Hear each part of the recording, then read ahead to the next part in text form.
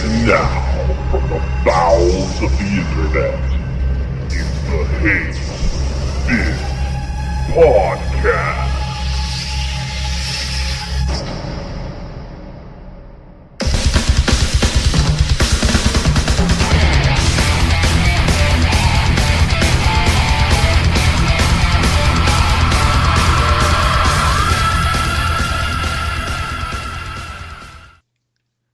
It's time for Hate Bit Podcast Season 3. Greetings, Hater Nation. I am Kaos. Joining me as always, the amazing Alpha Omegason.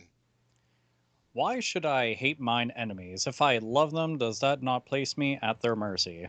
Anton LaVey. That's good stuff to know. There you go, the vivacious MangaMinx. Hi everyone, how you doing today? Did you sound like you was on helium then? Yes, I did. She's the chipper type, you know. And the super suave, Sainted Magnus. Super suave, Sainted Magnus. No, I'm not that suave. Jesus, I keep telling you this. Well, it's either that or you're the SummerSlam Sainted Magnus, and we knew that wasn't going to work out. But anyway, welcome to our show. We got a great show for you today. A big show, a king-size show. We got a lot to talk about. We're going to shit all over EA one more time because we know you guys like that so much.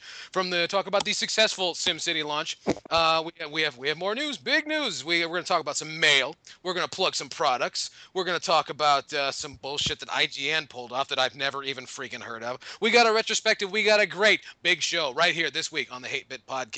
Wasting no time at all, I'm going to jump right into this first article, and we're going to have a little discussion here about EA once again being declared nominated for worst company in America or the world. I don't know. This is according to consumerist.com. Now, I don't know how much weight you want to set with consumerist.com. I'm not sure how much pull they have in the internet, but again, and this is big news apparently. Now, there's been lots going on to suggest that EA just might be the worst company of all time. I don't know that. I'm not going to support such claims at this juncture, but there's been a lot surrounding them, not to mention the mess that was the SimCity launch. But now, what is this? I'm hearing Sainted Magnus, John Riccitiello, CEO of EA, stepping down. Is that true? Yeah, he's stepping down to let some of the fucking hellspawn take over the helm of EA, so...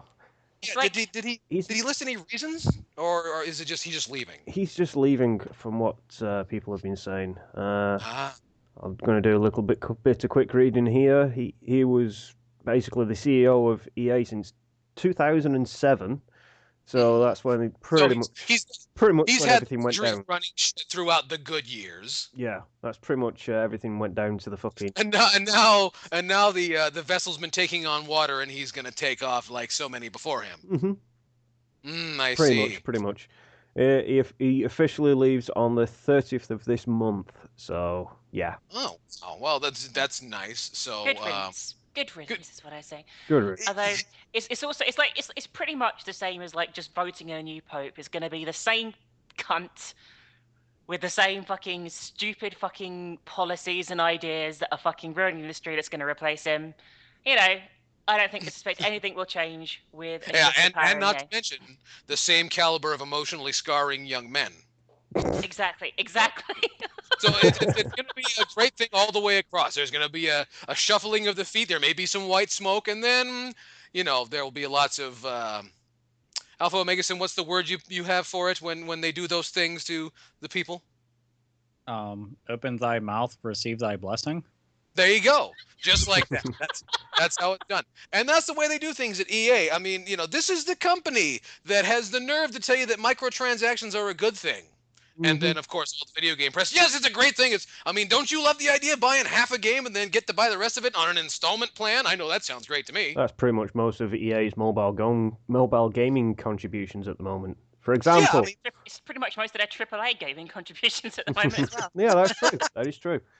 Let's see. There's a game on Android called Real Racing 3, and you can buy that game. Well, you don't buy it, you download it, and you think, yeah, I've got a free game from EA. They're doing really well.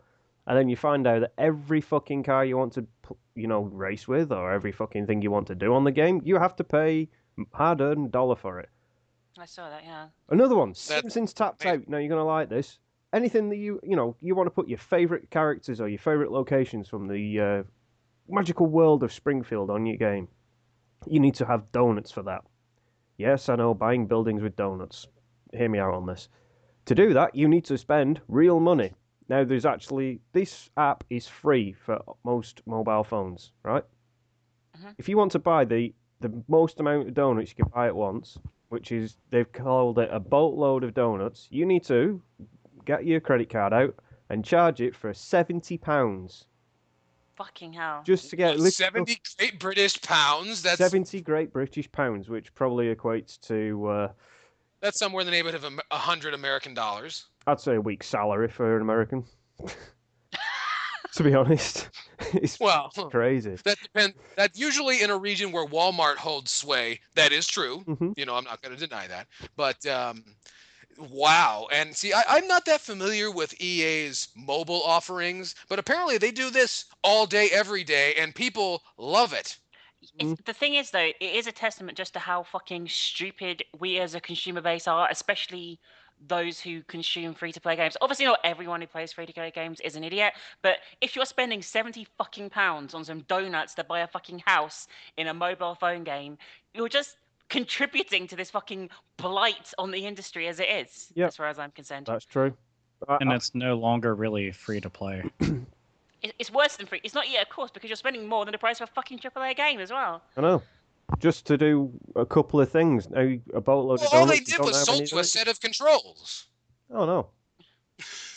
and then you fill in the blanks later. Yeah, you fill in the blanks. It's like you buy a game and you think, oh, you need to pay a bit extra just for the right control to play it with. It's like when you buy a coloring book, you got to buy the colors extra. Yes. It's like there's a game on Steam by Valve called Gary, not by Valve, sorry, but a game on Steam called Gary's Mod, which is like a big sandbox where you can play around with loads of different things from all the Half-Life games, and you just basically almost make your own adventure, make your own game, that kind of thing, and it's great. It's like charging for every individual piece. So you've got a big open expanse, and if you want to do anything, you have to lay money down for everything. That's what EA are doing basically. This is unbelievable. And what's interesting to me is this is all like a dull roar. It seems to me like we're part of this one group that believes this. I don't know if I'm probably just making that up, but I noticed that a lot of people, they came at me, when this was first dropped a few days ago. A lot of people said, "Well, what do you think about this? Aren't they the worst fucking company?" I'm like, I don't know. I don't buy their products.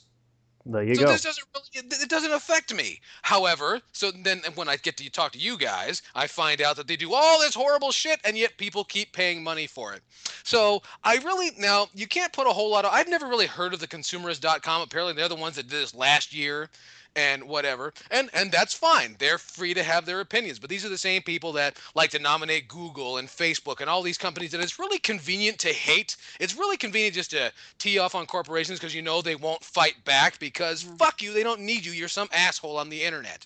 So is this really a discussion of the company? I think it's more a discussion of, like MangaMinx said, the consumer base. I mean, another thing this week, I think Origin, their online distribution thing, pushed past a record number of, users recently at this month as well, and it shows that people are constantly buying their products all the fucking time. Like, it drives me up the fucking wall that people are this fucking stupid that they can buy into their spiel. Oh, absolutely, and it doesn't really affect me, like I said. But even when I see that badge. You can see it from across the goddamn room in any electronics store. You see that EA badge. You know not to go over there. Yeah, I just because... Yeah, it's like, you know what? Oh, hey, that's nice. Now, you're not going to be very popular at your local Best Buy if you do that all the time. But, once in a while, I'm sure they'd let you get away with it. It is EA, after all. Yeah.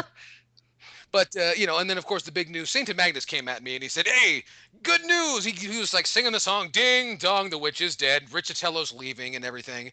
And I don't know. I really think maybe just to me, like I was talking earlier, how he was around for the good years. And then as soon as things started to take a dip, he went on his merry way. And now this is not uncommon for CEOs throughout the corporate world, especially corporate North America. Not uncommon at all. But I really think it's kind of poetic in a way that, EA seemed to do just fine when people had money to burn, and now not so much.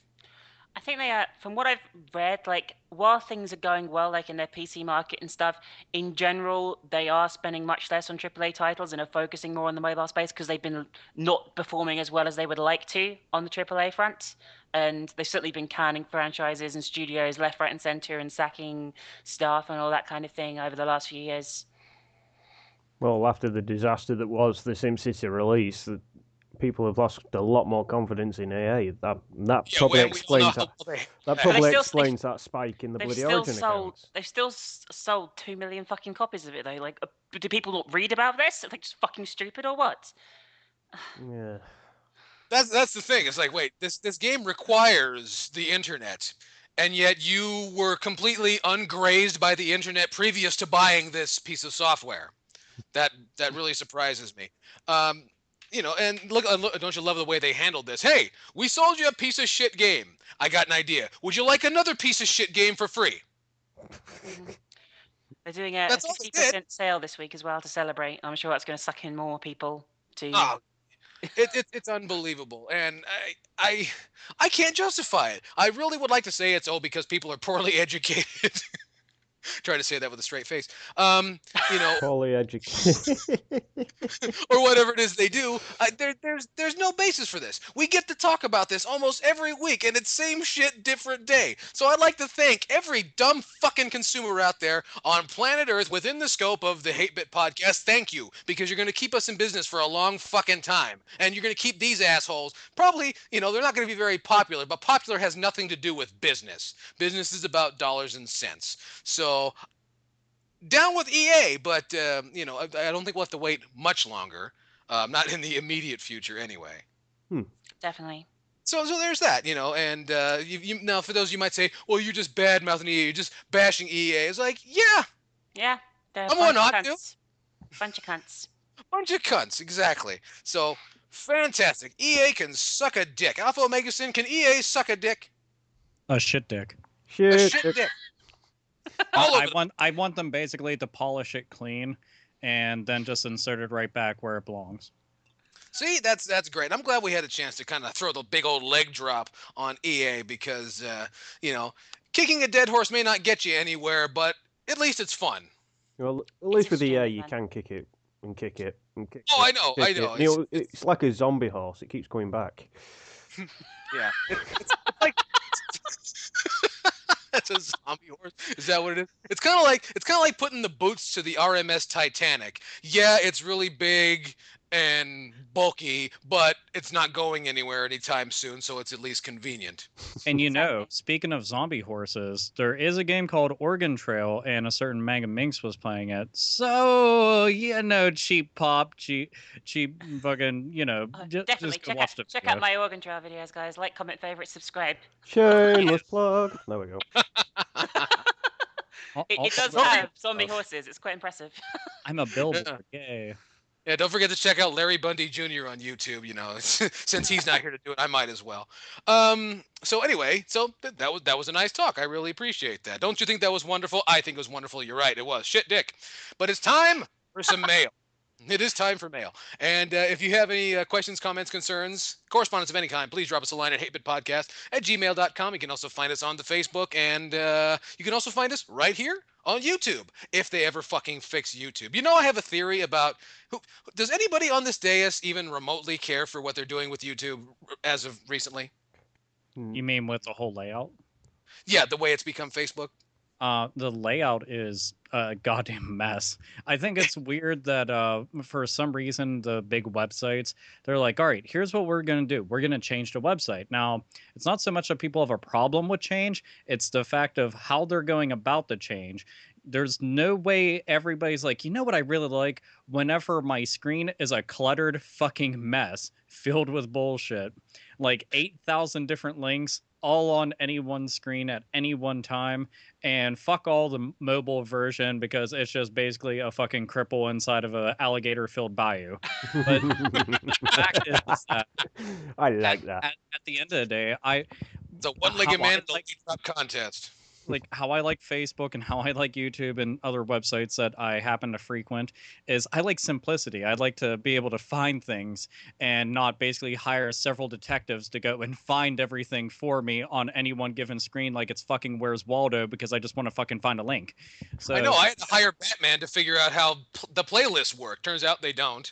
yeah, and Batman's like, no. There are no more playlists. No more playlists ever. I mean, they're there. You can click on the button. You can see them. There they are. But can you play with them? Nope. Fuck you. There was no playing with the playlist. Yeah, and there's no customization for the channels anymore. They got rid of that. They're like, nah, let's give them that timeline photo like Facebook has. That seems to be over. Yeah, you know, you know what? I bet you the kids miss MySpace. Here you go. Because that went over so well, and then Justin. Oh yeah, yeah. You know how that just took over the world, and then didn't anymore. I mean, music space, because that's all it's in today. Oh look, a band got found on MySpace. Yay, they're famous for 30 fucking seconds. Well, I think that's a little generous, wouldn't you say? Okay, 25. There you go. But yeah, it's a mess over there. It's a mess over there on YouTube. So if you drop us a line at YouTube, I have a theory before we go any further. My theory is YouTube is going to remain fucked up until everybody joins Google+. I think we should just fuck Google Plus up. Well, that's the thing. I think everyone Google's like, no, we're not going to fix YouTube until you guys join us on Google+. It's almost like we're caught in a tantrum here is what this is. I think we should join Blip. You think we should? Yeah, that's really going to Daily Motion, something like that. We'll go to Vimeo. Those views will roll in. The views will roll in. Oh yeah, it's going to be a great time. Anyway, we got mail here reaching us at YouTube. This comes from YouTube user Ultra Brutal Fatality, and he sends us subject line, good line right here, mail. He says, hey guys, let me start off by saying I think you guys are by far the greatest thing ever to happen to the internet. Well, thank you very much, and I happen to agree.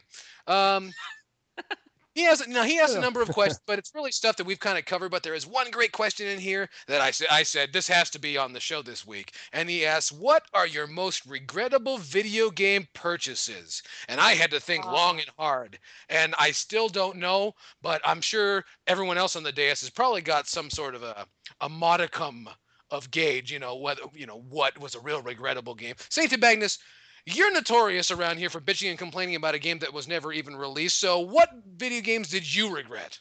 What video games did I regret? Bayonetta 2, right? No, actually, that's not even out yet, so I can't really pass comment on it, apparently. Oh, well. I can't even pass comment on it, even if it isn't released, or if it's going to be on anything. But anyway, that's besides the point. Let's see. Well, fucking hell, you kind of caught me off guard with this one. Got to be one you regret, because you buy a lot of stuff. I'd have to say the Atari Jaguar the first time I had it. You bought that brand new? I bought that brand new for £50 back in 1996. Oh my god, what did you get with it? I got Cybermorph and Wolfenstein 3D. But Wolfenstein 3D wasn't a bad game. Cybermorph's the one where the pop-up, where the mountain's like, boom, like right in front of your face as you fly along. Yeah, you literally, you fly an inch and then suddenly there's a fucking Mount Everest in front of you. Awesome. Yeah, that I regret. It's like Star Fox if it wasn't actually a game. Yeah. Cybermorph was just a collection of polygons that are supposed to interact with each other, but they don't interact with each other. And you're in a ship where this green head woman pops up, goes, "Where did you learn to fly?" Every 5 fucking minutes. You shoot something down. Where did you learn to fly? You pause the game. Where did you learn to fly? You turn the fucking game off. She suddenly pops out the TV and goes, "Hello." There we go. Yeah, you poor man. You wow. I don't know anybody who bought an Atari Jaguar at launch, and launch, but it was like a catalog clearance. So maybe not launch, but bought it brand new, because I can't imagine I'd spend any more than $25 on an Atari Jaguar.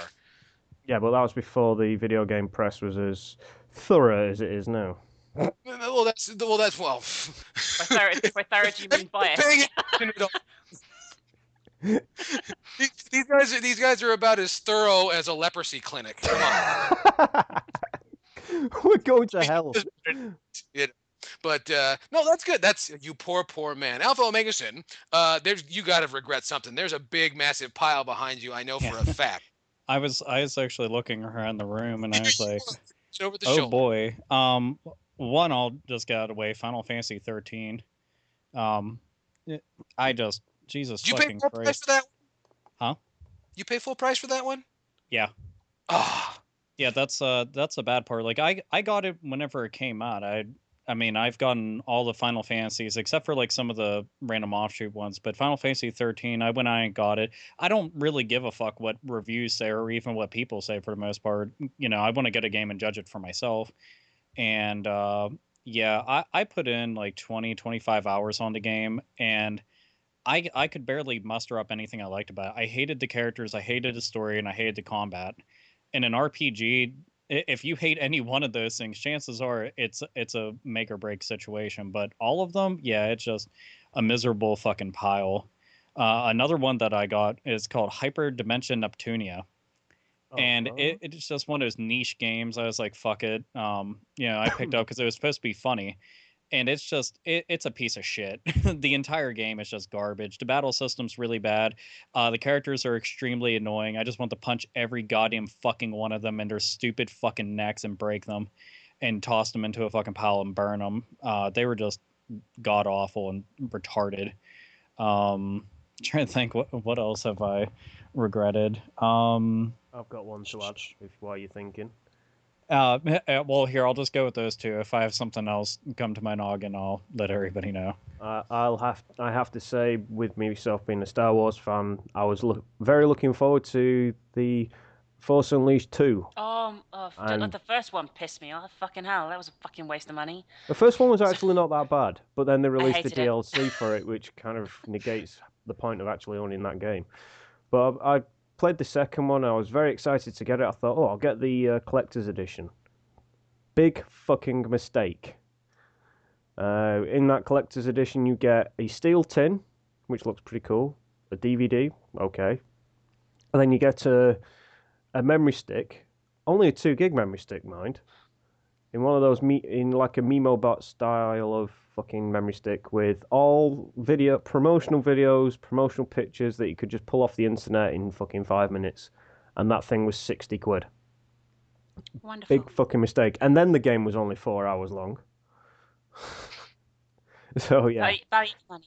Very funny. You know what? Here, I'll just add 2 more to the pile, and then everybody else can fucking have at it and piss on the remains. The Super Mario All Stars Collector's Edition on Nintendo Wii. That made me want to gouge my eyes out. It was terrible. They were like, "Would you like the Super Mario All Stars ROM on a disc?" No, I would actually like a collector's edition. Oh well, here's a CD with a couple MIDI tracks on it. Have a good day. And I was like, well, where's the rest of it? And they were like, oh, you should have actually read up a whole bunch on it prior to purchasing it and assuming you were going to get something awesome. And I was like, whoops. And if anybody's wondering, yes, it is crap. And please get the Kirby collection because it's what they should have done with the Mario All-Stars one. Beyond that, the Dead Space 2 Collector's Edition, it had the little... the plasma cutter in it, and I was all excited because that's my favorite gun in the game because I use that and I upgrade that first because it's just really good. I fancy pistols for the most part, pistols and assault rifles in most shooting games, so that was ideal. But I was all excited because this got it had one inside the package, and I was like, cool. And you get it, and it is the equivalent of a McDonald's toy. And it's not like I'm being sarcastic in any way, trying to make this sound worse than it is. I'm not kidding. I've seen McDonald's toys that feel exactly the same, are the same exact size, and light up just like it does. So they basically were just like, we want a batch of extra money for this. And the real kicker of it all is the same week that Dead Space 2 released, they then had said that they were going to have full-scale replicas that cost like $150 to $200 of the actual plasma cutter that looks absolutely fucking amazing and awesome. And it was kind of like them just taking a shit down my throat and making me shit out my own shit and their shit at the same exact time from the force of their sphincter. It was terrible. You have led a horrible life. I want you to know this. Yeah, apparently. Got all those games. You lead such a horrible life. No, it's I don't know, man. Some stuff you go to pick it up and you're like, yeah, this is gonna be awesome, and Nope, it's not nearly as awesome as you thought it was going to be, and it kind of sucked ass, and it did. It sucked many a ass. So See, you know what? I got to learn to stop, sharing the sad stories after you've shared the sad stories, because then my sad stories don't seem sad at all. No. That was like an Oliver Twist sad right then. Just oh jeez. Can I have some more? I know. It's like Alpha Omega buys a game, they hit him with a stick. It's terrible. I say the only one that really pops to mind, on top of my head right now, is rather current for the 3DS. I picked up a game called Dream Trigger 3D, and while it's not a terrible game because I can't get that far into it because it's one of those games that really wanted to show off how well they could work with the 3D, and in doing that, they showed off that they knew nothing about how to work with 3D because everything is metallic textures and pink across blue and yellow, and it really looks like you're looking at like an Easter program of some kind. And because of it hurts my eyeballs to look at. You can turn off the 3D, it just hurts the entire time. So I regret spending money on a game that hurts me without actually playing it. I'm going to take a shit on some very popular franchises that I deeply regret buying now. Everyone, especially when the original Fear came out, everyone was like, whoa, this is revolutionary. This is amazing. So I eagerly rushed out to buy Fear. And I thought, wow, it's going to be a first-person shooter with horror and, like, action and really good bits. And like all the Fear games, you spend your time killing generic... It's just... God, it annoys me so much. There must have been, like, a conference of them sitting down creating the game. So, do you think we should make multiple enemy types? Nah, I can't be bothered. Can't we just stick with one model? How can we get away with sticking with one model? Clone soldiers. And then that's what they did for the whole fucking game. And I know there's a few new enemies in 2 and 3, but in general, you fight loads of fucking boring generic soldiers while some little girl pops up occasionally and makes you go, ooh, and that's about it.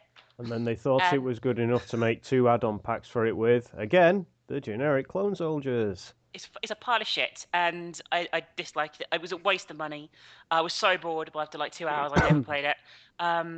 Also, fucking Metal Gear Solid 2. Okay, I had a PS2. It was the first Sony console I'd owned. I never played a PS1, and I was really excited because everyone said Metal Gear Solid was amazing, and so I eagerly bought Metal Gear Solid 2 on launch day, and obviously I didn't know what to expect. I wasn't prepared, but after watching one of the many cutscenes, I threw the disc away and never touched it again. I fucking hated it. I thought the gameplay was generic. The cutscenes were fucking awful. I hated the story. I have a passionate hatred for Metal Gear Solid as a franchise since I played the second one. I just thought it was one of the worst games I possibly ever played and one of the biggest wastes of money ever, and I fucking hate it. And I did attempt to try other games in the series in the future. I did have a little peek at like Metal Gear Solid 4 and stuff, and it was still the same fucking shit. And I was like, well, I'm not playing this anymore ever again. I will say Go Metal Gear fuck Solid itself. 4 is stagnant. When you play it, it gets You mean stagnant. Metal Gear Cutscene 4? Yeah, Metal That's a Gear good Cutscene. That's a good movie. Yeah. Oh, and I like that the fact that it's a shooting game with the option to sneak. That's always nice in a stealth genre. And Cue one the more. tidal wave of haters, by the way. Yeah. I always get this. One more game. I really fucking hated Prince of Persia, and I'm talking about The Sands of Time. And everyone loves that game, and I'm sure some of you probably like it actually, but it wasn't really because it was a bad game, more to the fact that I just sucked at it. And I got so angry, I actually broke the fucking disc. I properly raged out. I bought it new and then broke the disc soon afterwards because I've never been more furious with a fucking game in my life. Rewinding and doing the same puzzle again and again because I kept fucking it up was about as fun as fucking jabbing needles in my eyes repeatedly and watching them ooze down my face. Well, I have to say one thing. Don't go to MangaMinx for financial advice because she'll have you break your stuff, and that's how you deal with things. I've broken a few games before. Why doesn't that surprise me in the slightest? I usually threaten them first, like take them out the console, like you fucking You son of a bitch! I'll kill your fucking family. Dude, when I was in grade school, I broke Rad Racer. I the flipped the cartridge? fuck. Huh? The cartridge? Yeah, I I was about to beat my dad. My dad was like the best at it in the entire house. He barely played any games, but he played that one a bunch, and he bested everybody, including my friends and me. And I was about to beat his score. I even put in a VHS tape to record this. Yes, we did this kind of shit. Yes, we And did. We did. I ended up fucking failing to go and beat the score. And I mean, this is after like countless days and days of trying, and I had lost, and I took it outside and I started throwing it at a brick wall because we had a brick wall house, and then I threw it in the street, and I kept waiting to see where cars were driving, and I lined up the cartridge right there, and vroom, I got my ass beat pretty bad. Because they were just like, "Where's Rad Racer?" I don't know. I don't. But did Mom find a label out in the street?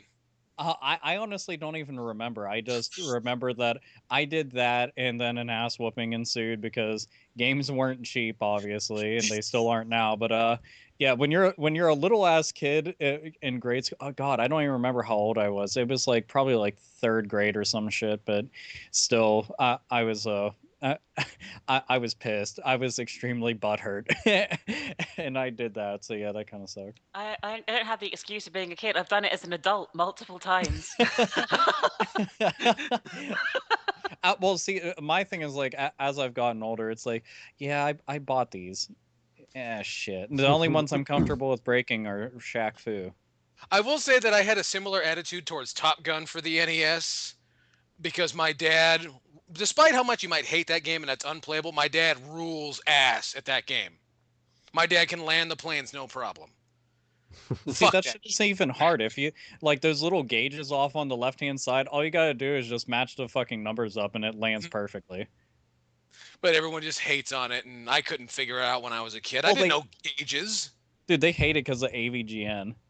I know. But don't forget, that was the only game that had gauges that actually did something. Most of the time, yeah, dude, that's true. That really is. Think about that. So think about. That's what kind of threw you off. Like, wait a minute. Well, that ship doesn't look very far away. You know what? Here, while we're at it, if anybody wants to leave in the comments when you were little or what the fuck ever, if you ever just raged and flipped the fuck out and just busted up any game, not talking to controller, but like, you know, because controllers are easy. They're in your hands and they're ready to be hurled. Yeah, it's funny when kids do it. When grown people do it, it's a little suspect. It's depressing. It is. Just like, wow. Yeah, MangaMinx, it's a little suspect. I'm sorry. But I know. It's like, you're unemployed, aren't you? but I've got a story that I've told on YouTube before, but I'm not sure if anybody remembers it. I was 16. He was in third grade and he broke Rad Racer. Wait. No, I was 16 years old, and I'd just bought Street Fighter Alpha 3 on the PS1, and I was playing it. I was getting really into it, and I got to Bison. I was playing on stupid hard against Bison. It was like one round left, and he beat me. And I don't know what happened. I just saw red, so I threw the controller. The controller hit, and it hit the PlayStation, and it was one of them little thin PlayStations. With that, the force of the joypad hitting the actual system knocked the TV off the top of this fucking rack, and the TV literally landed on top of the PlayStation, damaging the PlayStation, the controller, the TV, and the game inside. Yeah, that was an expensive fucking debt I had to pay, because the TV wasn't mine. I wanted a new PlayStation, and I had to use my savings to get it. So, yeah. Wow. You poor man. See, Sainted Magnus is not having a good day. Oh, that's nothing. You should see my ex-girlfriend, right? Well, she'll play. Wait. Slow that down for a second. It's like, yeah, that you want to hear something that sucks. My ex-girlfriend. No, my ex-girlfriend, right?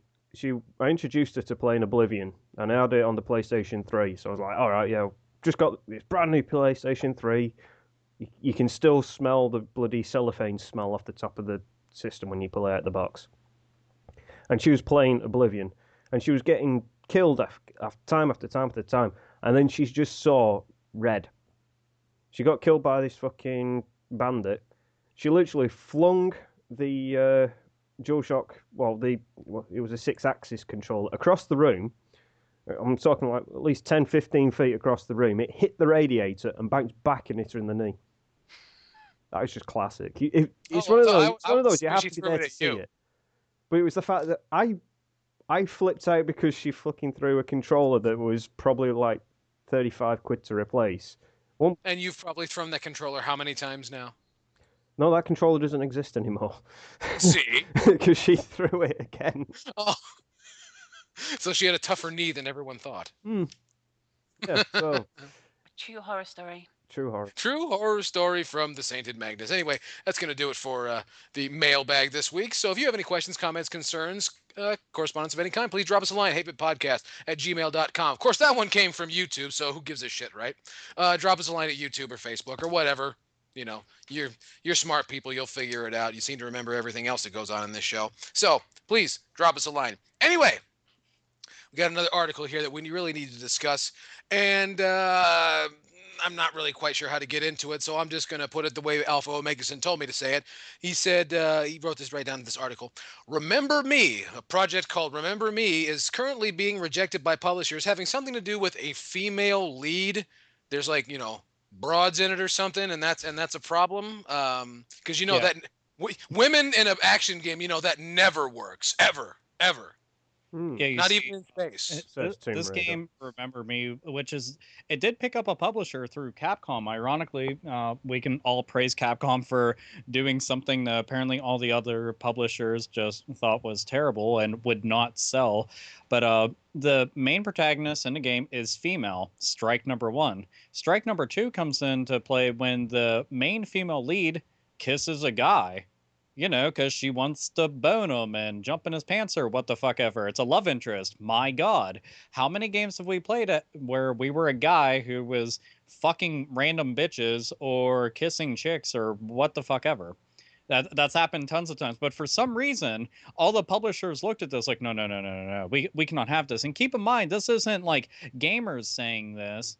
No, this is publishers. So the developer making this game is like, yeah, we have a strong female lead and she kicks a tons of ass and all this other stuff. But all of a sudden, it's a concern that she's kissing a guy. Now, she's not kissing a wood chipper or an electric fence or the asshole of a seal or anything. No, it's just another human being, another person. And what makes me question even more is, if she's making out with a chick, would they be okay with this? Is it only a problem that she was kissing a guy? And is it really a problem that she was a chick? And if that's the case, then why is it so many games that star female leads end up doing very well, like Bayonetta and the Metroid series? But it called a lot of concern to me as developers kind of being held down and held back from truly making what they want to make, because the publisher is like, yeah, we're not really gonna go forth with your project unless you drastically change some shit, like the reproductive bits of your main character. We can have them like that. They need to be dangly bits. Yeah, change that. We don't need dangly bits, you say? Dangly bits indeed. But yeah, it was just, I don't know, it's kind of fucked up to think about, and there was a bunch of people in a big uproar about it, and honestly, I would say rightfully so. This is even to me, it's just fucking stupid that anybody even has an issue with it, but multiple big time publishers were bothered by this. So we're not bothered about fucking tits being hanging out, we're not bothered about boob physics, we're not bothered about I don't know, girls kissing girls. See, it's okay if there's a mini game of Kratos banging the living shit of a couple chicks inside of a bed, and then you get a bunch of fucking experience and whatnot from it. But then this, oh man, whoa, let's take a couple of steps back and reevaluate our fucking morals here, folks. Is this really gonna work? And it's just oozing stupidity all over the place and just mucking up the entire room. And since we have a young lady on the show, I'm kind of interested. What is your opinion about all of this retardation? Well, I think, obviously, upon hearing the story, I think it's pretty fucking stupid. There's no reason not to have a female lead in the game. There's no reason for there to be an issue because she, I don't know, takes the lead in a relationship perhaps or something with a guy. It's certainly, obviously to myself and to most sane people on the planet, a non-issue. It's something that keeps coming up a lot at the moment, isn't it? Like the issue of like sexism within the gaming industry. And while I don't think there's like some big crazy male chauvinistic conspiracy going on, like a lot of people seem to think, like I'm not going to get into like tropes versus women, you know what I mean, and that kind of stuff, because I couldn't really give a shit. At the same time, there certainly is underlying issues within the industry that do need to be tackled. I mean, I'm all for games being made for different like consumer bases. I'm all for like, I don't know, games like Dead or Alive existing and things like that. And if you're offended by that as a male or female consumer, just don't play the fucking game, as far as I'm concerned. But when games themselves, when a developer's held back from creating a game they wish to create because of the attitude of publishers, that's where it becomes more of an issue in my eyes. And that is underlying sexism within the industry, that they're like, oh God, we can't possibly have this. And it's ridiculous because recently, I think I saw an article recently, for example, saying that they'd always rule out a female protagonist for Gears of War, for example, because it wouldn't fit in with the story of the game or whatever, or some stupid like excuse. I mean, to be fair, I'm not familiar with the Gears of War storyline, but you know what I mean. I felt that was a stupid thing to say, especially when I feel a male or female lead can fit into most scenarios for action games. We're not talking about some detailed RPG plotline here. We're talking about something that's usually fairly straightforward. You know, there's maybe a love interest or whatever, and you know, it's a fairly straightforward story, and there's no real reason at all for there to be any problems with this anywhere. I don't see how anyone could have an issue. It's just stupid. I mean, I know they claim that games with female leads will sell less, but that doesn't seem to be the case. Like Alpha pointed out, you have fucking Samus, you have, you know, Metroid, you have Tomb Raider, you know, there's many more. I'm not just running out of ideas. There are many games with female leads that do really fucking well, and as far as I'm concerned, there's no evidence that you need to have some fucking testosterone-fueled, muscle-filled guy shooting a gun on the cover of a game to sell it. No, I mean, that's absolutely fucking true in every single regard. It's just, it's something that kind of fucks up my head. And the only people that seem to have something, you know, negative to say towards it usually are just like troll-like comments of, ho, ho, ho, get back to the kitchen. And it's just like, get back to third grade with your fucking inane-ass comment, dude. But get back to the 90s. Yeah, it's like that's fucking cute and all, but literally kids in grade school are fucking using that, so you might want to get some fresh material. But at the end of the day, there are countless titles out there, countless franchises that have female leads or the option of a female lead that do absolutely well, and sometimes it is because it's a female lead character. You know, and it's not just because, you know, there's fucking tits being pressed up against the screen for whatever reason. It's because it's a kick-ass character.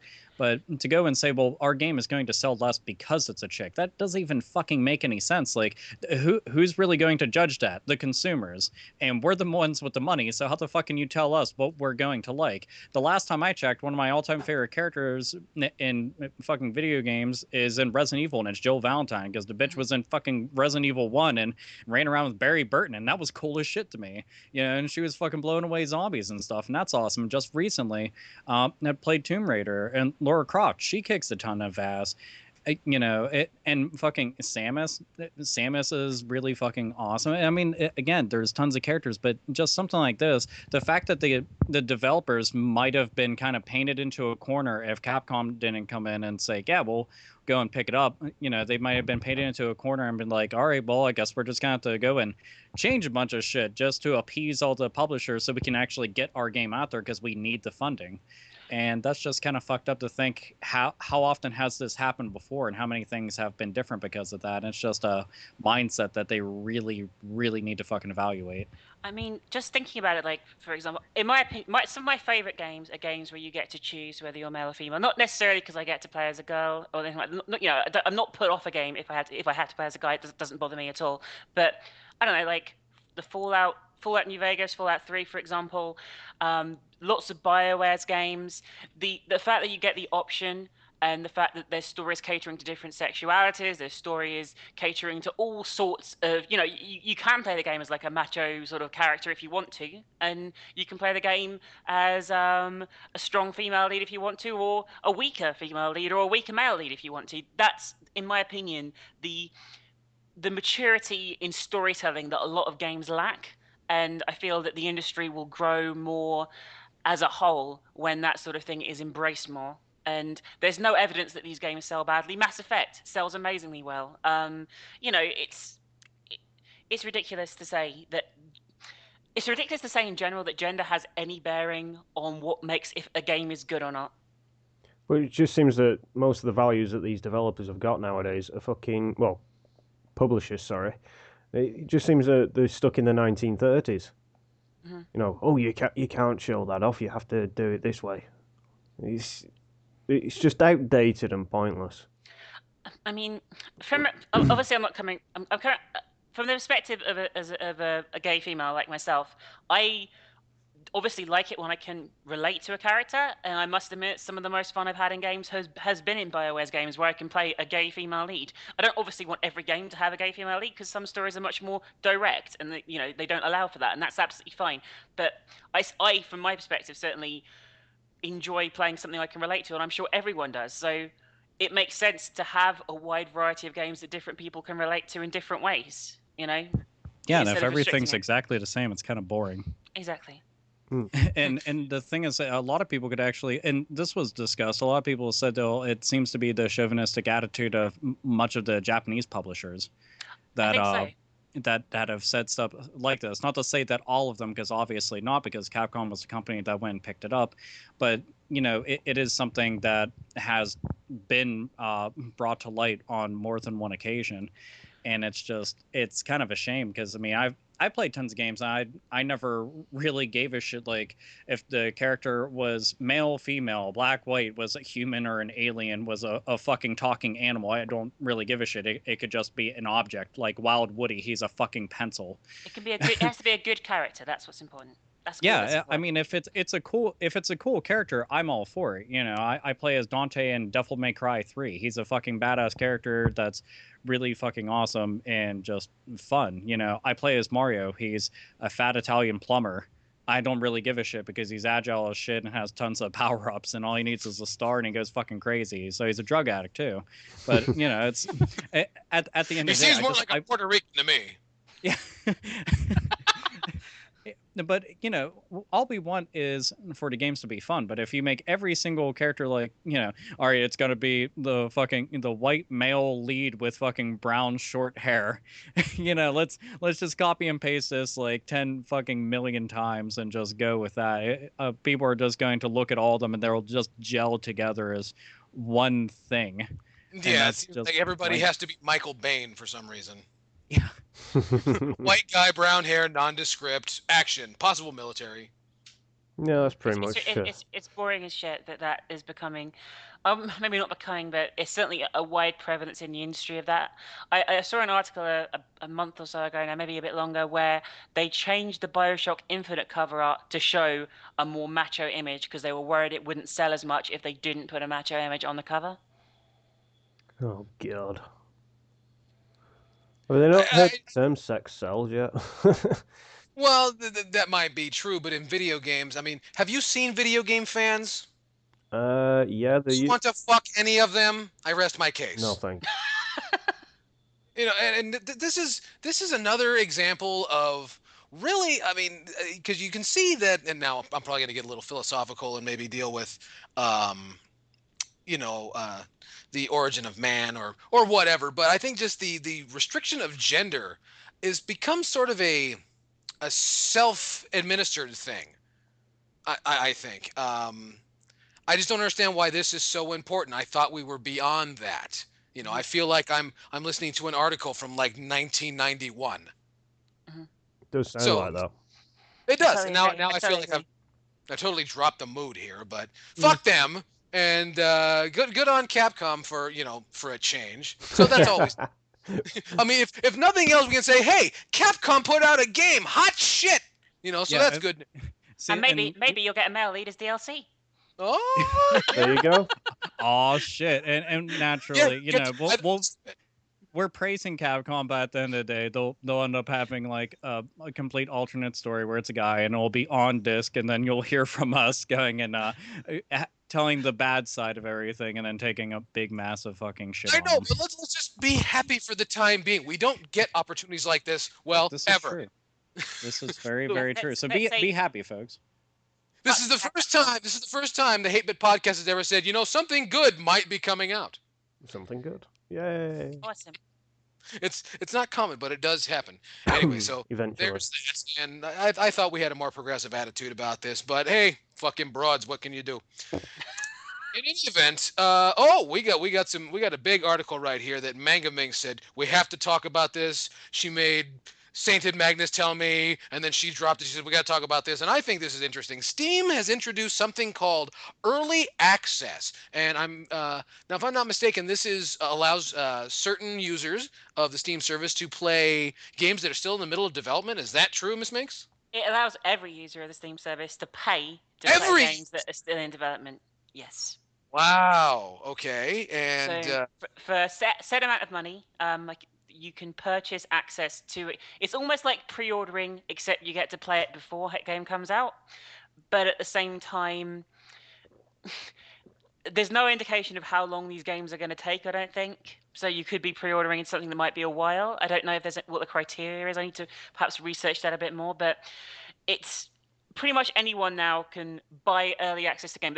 It's basically charging for a game before it's finished, which in some ways could be seen as good, and in some ways could be seen as bad. It's one of those just like, oh, what the fuck? this sounds a lot like buying something from a pawn shop and then finding out it's stolen.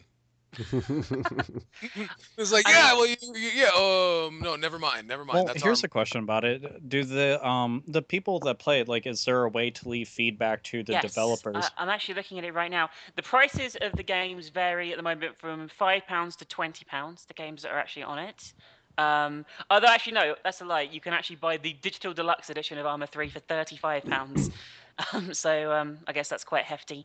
But basically, you can there's a section where you can enter in discussion, leave feedback to the dev. So it's basically a paid form of beta testing, you could say.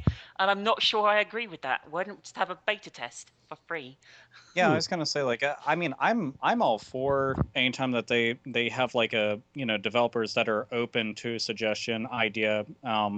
I mean, beta testing is really awesome in general. Also, it saves the developers a ton of time and money because they don't have to do the work themselves, and they also don't have to pay people to do the work for them. And, at the same point, if they're listening to fans, then they'll be like, oh, so you thought that idea sucked really bad, and only 3 of us thought it was good. All right, well, we know not to do that, and that's pretty nice. The fact you have to pay, how much is it? It varies. Like some games are £5. Some it goes up to 30. If you paid for the collector's edition of Arma 3, which is £35, that seems to be the most expensive thing on there at the moment. And well, what you pay, that goes towards the end purchase of it, though, right? No, you own the game outright. You will get the full game when it's released once you pay that. So, but supposing it isn't released. Exactly, or supposing it's shit. Exactly. I now maybe I'm such a cynic that I don't have any faith in mankind anymore. But I have a feeling there are dudes who this may have been their first hearing of it, are just salivating because they're the fucking little piss ants that show up to this show every now and again, who can't wait to get on Steam and downvote every single fucking game that comes their way just to sabotage, somebody making a living off of this game. I can see it now. One thing I will say is also the games actually aren't even in beta. That most of them appear to be in alpha. In fact, possibly all of them are in Arma alpha. 3 from what is I've seen. alpha. Yeah, Somebody sent me a link to it and I tried it and it's Yeah. not that bad. Oh yeah, I Yeah, mean, I'm sure Arma. To be fair, Arma is quite an established franchise, but a lot of these things are new ideas and new concepts. And I understand they need money to help fund, the game and stuff, probably. But I don't know. I question the need to charge for beta testing. It seems a little bit dodgy for me. It to a certain does. degree. It does. I mean, this is like inverse slavery. How? Not only are you working for free, but you're paying to work for free. If you do an open beta, people get a chance to try the game, and if it's good, they will purchase it afterwards. But the way this works is they have to purchase it beforehand, even if it isn't good, to test it. And I'm not sure I agree. That's amazing to me. And you know people are going to buy it. They keep buying shit they from will. fucking EA, so this has got to work. I'm sure this will do well. I mean, looking at the games on there in concept, some of them look pretty good, and I'm sure they could turn out to be good games. But I'm certainly not willing to lay my money down on something that I don't feel should be charged for in the first place. I know. I mean, On top of that, oh, I'm sorry. Go on. I was just gonna say I'm probably gonna be the most optimistic of the bunch because I think this is more a step in the right direction. If something like this could succeed, and the much bigger developers and the much bigger publishers can catch wind of stuff like this and allow for open beta across the board, you don't have to be special, you don't have to pay money or anything like that. Or if you just pre-ordered the game, then that's really awesome, and that's something that, especially if they're going to be open to suggestion for trying to make pretty much like the game that everybody's going to want to enjoy. I think this is something that pretty much would be absolutely fantastic. You do have a I point. think it's done right. Sorry. You do Well, have a I point. mean, sorry. I'm sorry. No, Sorry, you go Mr. on. Chaos. Ladies first. Okay. I was going to say that Alpha certainly has a point there, and I think that when you if you look at like the indie side of things, these are very much indie games on here at the moment by the looks of things. They're all small studios, that kind of thing. And while it is probably a step towards more commercialism on that front, if the AAA developers took the step back to letting us, well, not necessarily a step back, but a step sort of like merging indie and AAA together, as it were, where we could play, if we pre-ordered the game, we could play it early and things like that and test it and things like that. That, I suppose, that is a step in the right direction. In some ways, it's almost like a compromise between the two, and Yeah. I don't think that's necessarily a bad thing. It could work for sure. I mean, I'm not about to. if it's something that you want to get, I think like if you do pre-order a game and they just are like, hey, here you go, beta test the shit out of it, and leave us all your feedback, or alpha test, or what the fuck ever they really want to call it at whatever point. But anytime that they're going to allow fans to have some kind of say-so on the development of anything, let alone like early access to it, I think is pretty cool. And it's just, I don't know. I like that idea in general, when they're willing to listen instead of being like, we know everything and you're all fucking stupid. No, pay us. That's true. Well, but there is an opportunity for that, and the reason that I'm really against it is because this essentially takes a lot of the risk out of the court of what it is making video games, to allow someone, allow the audience to kind of help you mold the product step by step. That's what's kind of happened to television, and I'd hate to see that happen to video games. It's almost the same as. To be fair, this is almost the same as Kickstarter if you look at it to a certain degree. Yes, Without the this rewards. This is far more brilliant than Kickstarter. This is to video game development as Scientology was to religion. It's just money up front, no questions asked, boom. And I love that. Yeah. Even from a cynical point of view. So good thing, bad thing, don't know. But I hope it's going to be Hacker Central. I just have a feeling. Call me crazy, but there's going to be people waiting. There are people that just love to fuck things up for fun. I'm one of them, so I can't really condemn that practice. But yeah, so early access. Hopefully, it comes up to be something neat. Were you going to say something, Mr. Magnus? No, I'm just kind of in disbelief, to be fair, because I don't know what to make of it. Yeah, I think give me a week and it might sink in a bit, to be fair. Let us sink in. It might turn into something. It might not. But it just, on the surface, it looks lazy. But hey, what are you gonna do? Anyway, we got to move on here because we're getting towards the the second third, or the third of the podcast here. Or something. Or something. I'm not quite sure how they gauge these things. They put me in this booth and they tell me to say these words on the paper. So we go along. Now, MangaMinx brought this to my attention. I didn't even know you could do this, but apparently IGN.com has obtained media exclusivity or reporting exclusivity for BioShock Infinite. My dear, is that true? And how does that work? Well, from what I understand, I wouldn't say it's like. Other websites are free to talk about the game, obviously, but they seem to have been given access to a week-long special exclusive content about BioShock Infinite, accumulating in the first review of BioShock Infinite.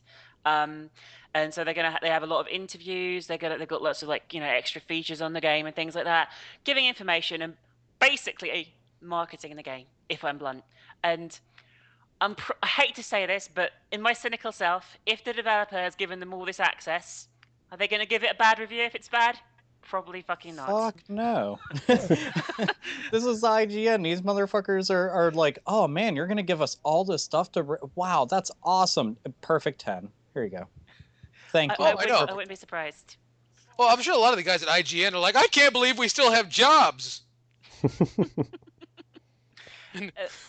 I certainly saw a lot of journalists from what I would personally call more reputable websites, in my humble opinion, like, I don't know, like Destructoid and Rock Paper Shotgun and stuff.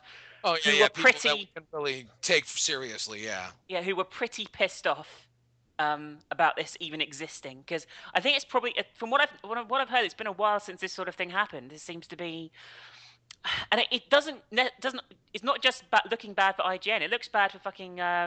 Who published Bioshock Infinite? My lack of knowledge here. Infinity Ward? No. Bioshock Infinite. Who did blah, blah, Bioshock? blah. I'm trying to fucking remember now. I'm going to find out very shortly. We're on top of things here on the. It's being published by 2K Games. So 2K. Oh shit! Ouch. Okay. So it doesn't look good on 2K. It doesn't look good on Irrational, who develop it as well. It just looks generally like a really fucking stupid decision. And you couple this with things like their early bird special you get for buying the season pass, which gives you boosts, in-game boosts, which I'm totally against, and shit like that. What is that? It's like, if you buy, okay, first of all, I'm against the concept of season passes as a whole as well, where you pay some extra money on top of the cost of the game so that you'll get some DLC that you don't know what it is at some point within the next year, but you pay up front for it. I'm against the concept of that as a whole anyway. But if you do that, if you do purchase a season pass on Steam at least, I don't know about other websites, you get access to various things that increase the power of your weapons and stats. I've heard that kind of thing, and I don't think that's ever on. Vanity stuff, fair enough. Like, you're going to give away like extra skins and things like that. I don't like the idea of it, but at the same time, if you're going to do something like that, do it properly. Like, don't fuck your game up anymore. Don't look like money grabbing imbeciles. If you can possibly avoid it. It's just, I'm really opposed to any DLC or any extra content that gives players an edge when they start the game. And yeah, it's kind of like Borderlands 2 with the gold keys for the chest in the middle of the game. This is what it includes. The instant day one bonus pack contains 4 pieces of exclusive gear, a machine gun damage upgrade, a pistol damage upgrade, a gold skin for both weapons, and 5 infusion bottles that allow players to increase their health, their shield durability, or their ability to use vigors by increasing the quantity of salts they can carry. Now, I don't know what that means because I haven't played the fucking game, but that seems to me like you're going to have an advantage over everyone else who hasn't bought the season pass. Ugh. Wow. EA did something like that for Battlefield 3. They have like these little experience packs and weapons packs that you can buy for like £3 or £4.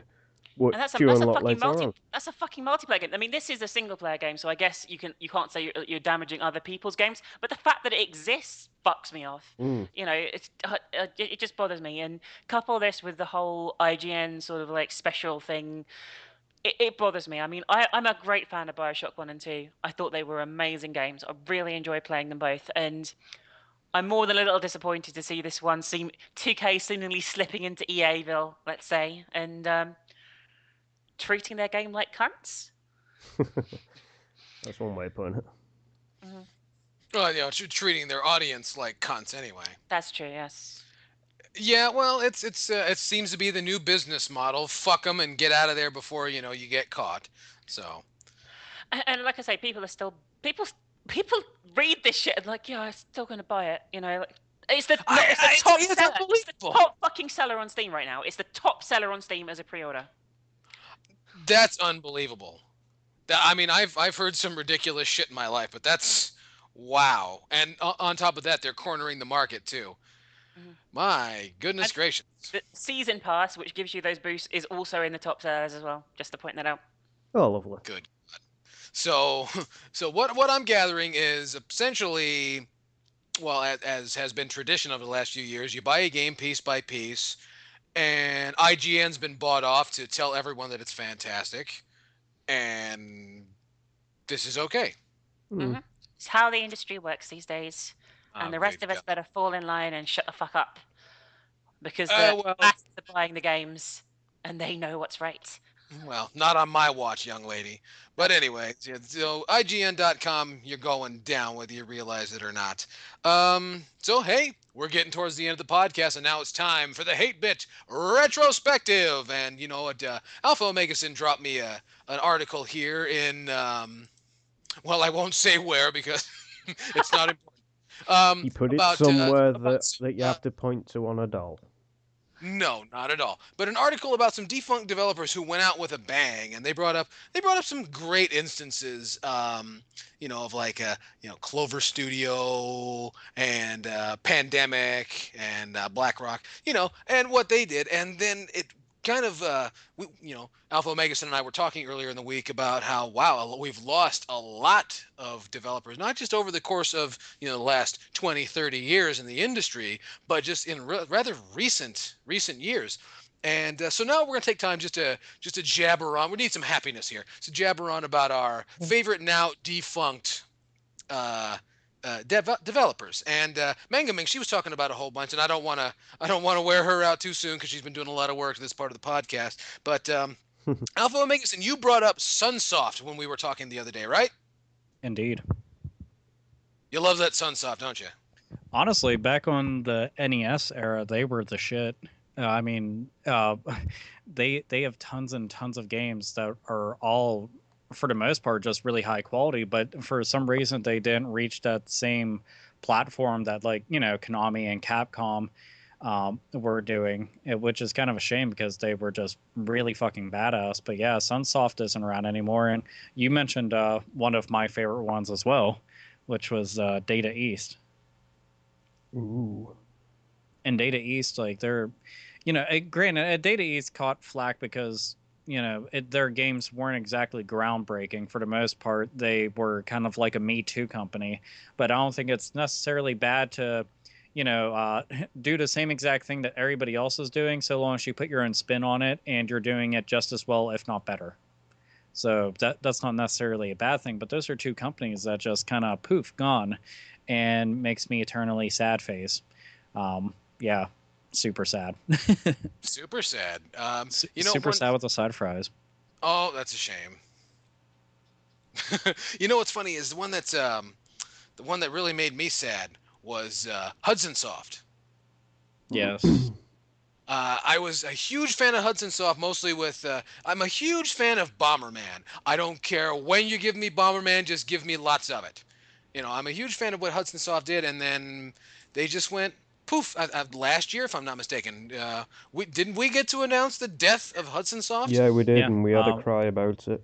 I know it hurts. It hurts me right now. Yeah, they pretty much went away, but Namco picked them up. The downside is it doesn't seem like Namco's done a single thing with any of their properties at all. No, it seems like Namco's busy sucking on Nintendo and ruining both Tekken and Nintendo lore at the same time. Hmm. But we can talk about that some other time. Well, what are some others? Sainted Magnus, there's got to be a dev that just went away that you miss. Studio Liverpool. Good example. The ones that did the Wipeout series. Now I know they didn't release a game as often as they should have done, but it's the Sony fanboy in me that says, yeah, it's sad that you're gonna lose one of your favorite racing games. I mean, there's been literally zero news what they're gonna do with the Wipeout franchise. So I'm very sad about that, to be honest. They went last year sometime.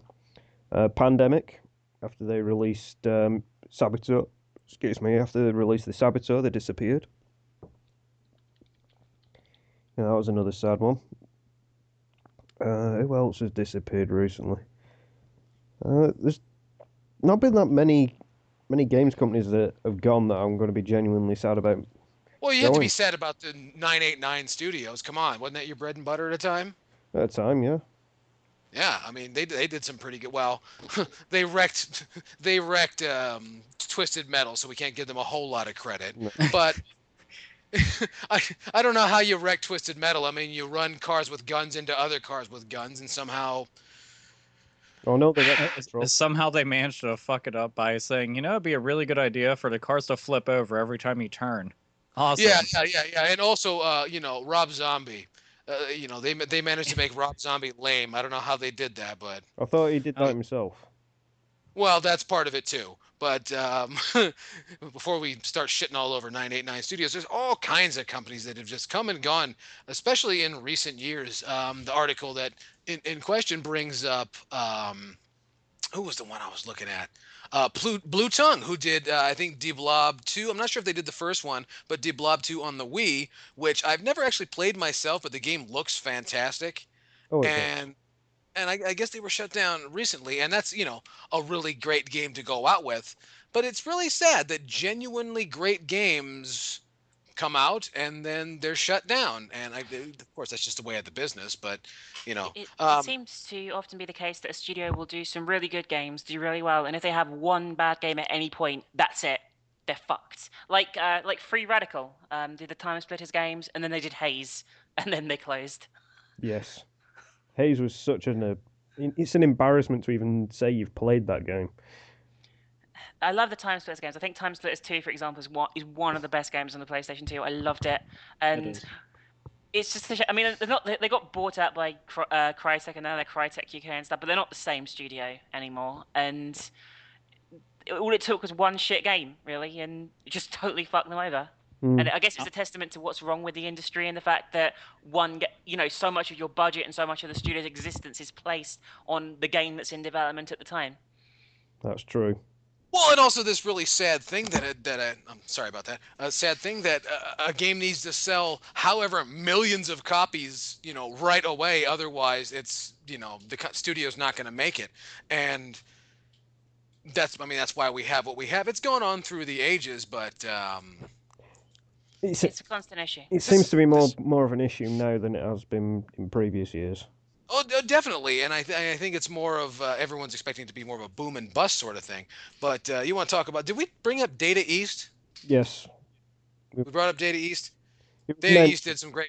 It was mentioned. Yeah, Data East did some great wrestling games. Thought I'd bring that up. They didn't bring up Clover Studios though, who did Akami, Bayonetta, a bunch of other stuff. I think did they do Bayonetta? That's right. That's right. Bayonetta was Platinum Studios. Oh, sorry. Yeah, that was the Okami. It was the did Ashes. for Capcom. Yeah, they did. Akami is one of my favorite games, and I think Clover did some really different and innovative titles, and it seems that they were punished for that because Akami didn't sell very well.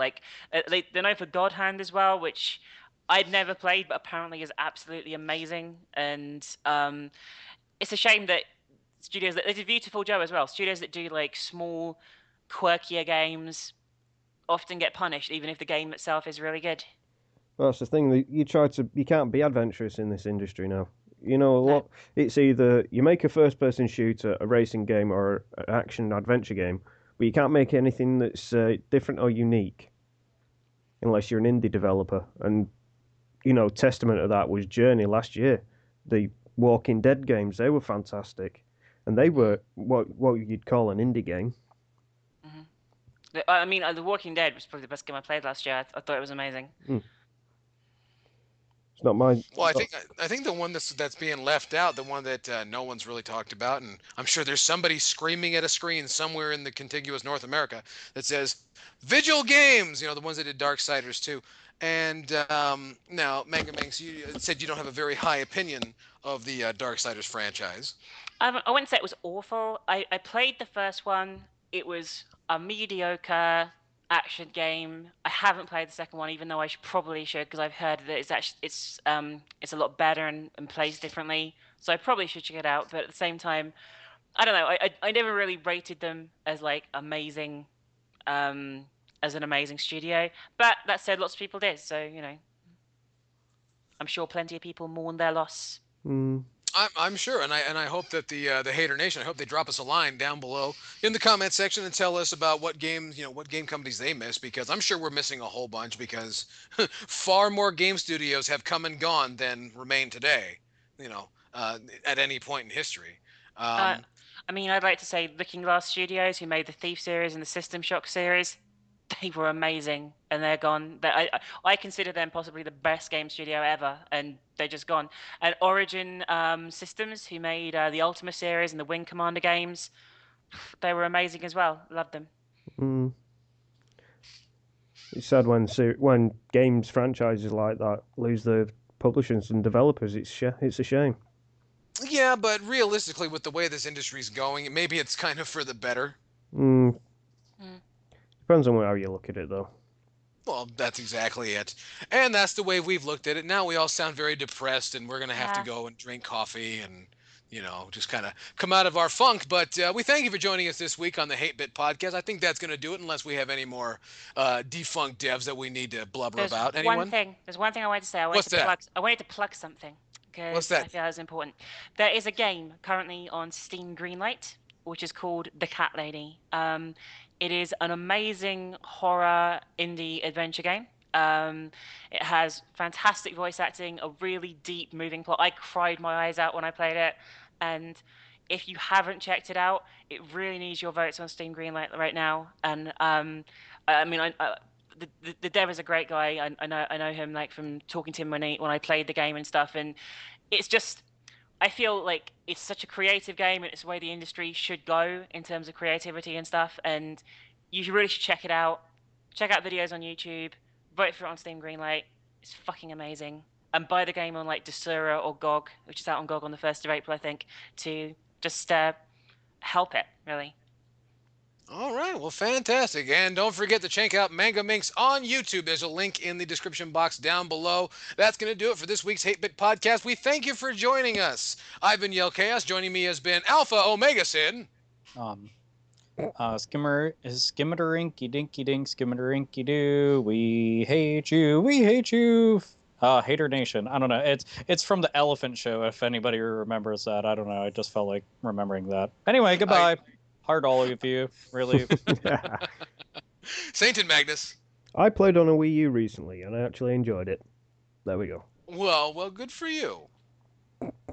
Nobody's impressed. They're like, yeah. No, not at all. And it's so 4 months ago. And the lovely MangaMinx. So I just saw an EA logo. Hang on. All done. There you go. And fantastic. And I'm Yell Chaos, reminding you that we're here not only to assault your feelings, but we're here to defend your walls. We are the Hate Bit Podcast. Be sure and check us out on the Miiverse. We'll see you next week. Bye-bye. Hate